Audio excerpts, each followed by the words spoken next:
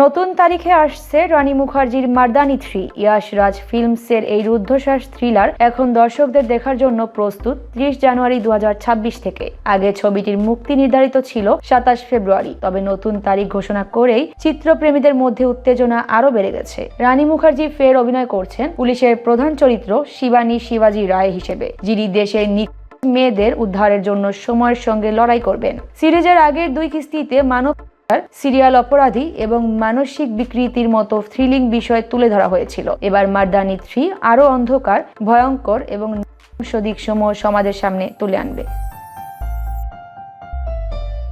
ছবির পরিচালনা করছেন অভিরাজ মিনাওয়ালা এবং প্রযোজনা করছেন আদিত্য চোপড়া। তাদের মতে এটি শুধু অ্যাকশন নয়, বরং আবেগ ও ন্যায়ের জন্য নিরলস সংগ্রামেরও চিত্রনাট্য। প্রথম মার্দানি মুক্তির পর থেকে রানী মুখার্জির রূপে শিবানী শিবাজি রায় দর্শকদের মধ্যে আলোড়ন সৃষ্টি করেছিল। মার্দানি 2 এ সেই চরিত্র আরো পরিপক্ক এবং শক্তিশালীভাবে উঠে এসেছিল। তৃতীয় কিস্তিতে শিবানীর এই লড়াই আরো তীব্র হবে।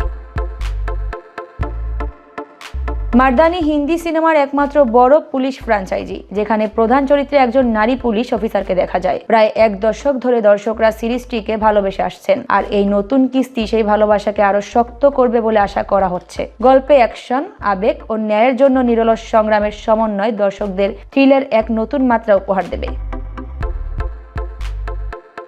মুক্তির আগেই ছবি নিয়ে আগ্রহ বেড়েছে। রানী মুখার্জি আগেই জানিয়েছিলেন এটি আগের তুলনায় আরো ভয়ঙ্কর এবং নতুন তারিখ ঘোষণার সঙ্গে সঙ্গেই দর্শকরা অপেক্ষা শুরু করেছেন। মার্দানি 3 প্রমাণ করবে কেন শিবানী শিবাজি রায় হিন্দি সিনেমার সবচেয়ে জনপ্রিয় নারী পুলিশ চরিত্রগুলোর মধ্যে অন্যতম।